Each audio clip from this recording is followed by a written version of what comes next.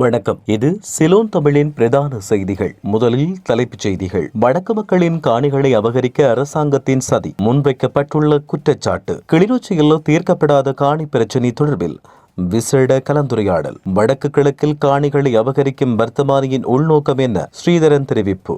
ஜாழ் மாநகர சபையில் டக்ளஸிடம் சிக்கி திக்கிமுக்காடும் தமிழரசு கட்சி. பாடசாலை மாணவியை கடத்த முற்பட்ட நபருக்கு நீதிமன்றம் பிறப்பித்துள்ள உத்தரவு. இனி தொடர்வது விரிவான செய்திகள்.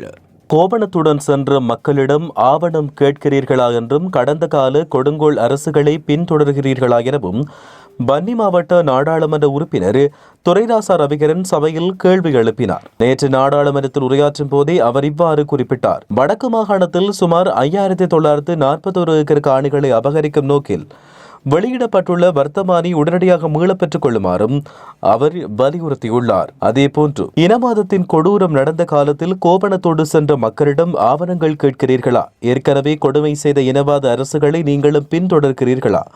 வடக்கு கிழக்கு மக்களுக்கு துரோகம் செய்ய வேண்டாம். எமது மக்களின் காணிகளை அபகரிக்கும் நோக்கில் வெளியிடப்பட்ட உடனடியாக அதை மீளப் பெற்றுக் கொள்ளுமாறு கேட்டுக்கொள்கிறேன் என அவர் இவ்வாறு தெரிவித்துள்ளார். வடமாகாண ஆளுநர் தலைமையில் கிளிநொச்சி மாவட்ட செயலகத்தில் பல்வேறு விடயங்கள் தொடர்பாக கலந்துரையாடப்பட்டன.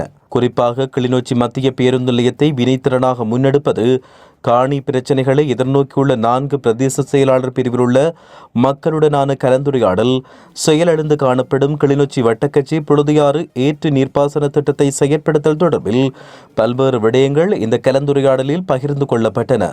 வடக்கு கிழக்கு மாகாணங்களில் உள்ள 5700 ஏக்கருக்கும் அதிகமான தமிழர்களின் பூர்வீக நிலங்களை சுவீகரிப்பதற்காக வெளியிடப்பட்ட வர்த்தமானி அறிவித்தலின் உள்நோக்கம் என்ன என்பதை கமத்தொழில், கால்நடை வளங்கள், காணி மற்றும் நீர்ப்பாசன அமைச்சர் KD லால்காந்த சபைக்கு பகிரங்கமாக அறிவிக்க வேண்டும் என நாடாளுமன்ற உறுப்பினரும் இலங்கை தமிழரசு கட்சியின் நாடாளுமன்ற குழு தலைவருமான சிவஞானம் ஸ்ரீதரன் தெரிவித்தார். நேற்றைய சபை அமர்வில் நாடாளுமன்ற நிலையற் கட்டளை 27 கீழ் நாடாளுமன்ற குழு தலைவராக துறைசார் அமைச்சரிடம் வாய்மொழி மூல விடைக்கான வினாக்களை முன்வைக்கும் போதே அவர் இந்த விடயம் பற்றி கேள்வி எழுப்பினார். குறித்த வர்த்தமானி அறிவித்தல் மூலம் கோரப்பட்டுள்ள காணிகள் என்ன தேவைக்காக கோரப்பட்டுள்ளன என்பதையும், 5700 ஏக்கர் வரையான காணிகளை அவசரமாக சுவீகரிப்பதற்கான காரணம் என்ன என்பதையும் அமைச்சர் இந்த சபைக்கு அறிவிக்க வேண்டும் என்றும் அவர் இதன் பொழுது குறிப்பிட்டிருந்தார். வெளியான உள்ளூராட்சி மன்ற தேர்தல்களின் அடிப்படையில் யாழ் மாநகர சபை ஒரு திரிசங்க நிலையை எதிர்கொண்டுள்ளது.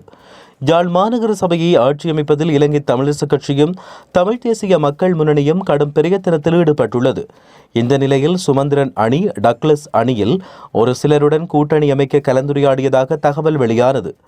ஒட்டுமொத்தத்தில் யாழ் மாநகர சபை மட்டுமே குழப்பத்தில் உள்ளது.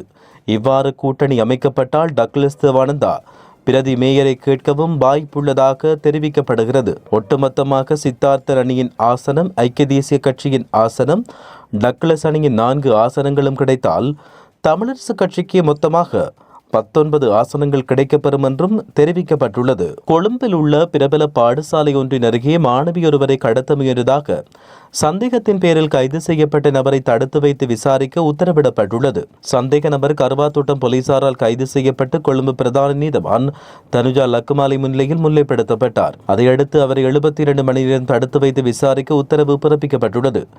மாணவியை கடத்தி கப்பம் பெறும் நோக்கத்தில் குறித்த நபர் இந்த செயலில் ஈடுபட்டுள்ளதாக ஆரம்பகட்ட விசாரணைகளில் தெரிய வந்துள்ளது. இந்த சம்பவம் தொடர்பான விசாரணைகள் இன்னும் நிறைவடையாத நிலையில் போலீசாரால் சந்தேக நபரை 72 மணி நேரம் தடுத்து வைத்து விசாரணை செய்ய நீதிமன்றத்தில் அனுமதி கோரப்பட்டுள்ளது. இதையடுத்து சந்தேக நபரை 72 மணி நேரம் தடுத்து வைத்து விசாரிக்க அனுமதி வழங்கிய நீதவான் விசாரணையின் முன்னேற்றத்தை நீதிமன்றத்தில் தெரிவிக்க வேண்டும் என்றும் உத்தரவு பிறப்பித்துள்ளார். இத்துடன் சிலோன் தமிழின் பிரதான செய்திகள் நிறைவடைகின்றன. தொடர்ந்தும் நீங்கள் உடனுக்குடன் செய்திகளை அறிந்து கொள்ள www.ceylontamil.com என்கின்ற எமது இணையதளத்தினை பார்வையிடுங்கள். வணக்கம்.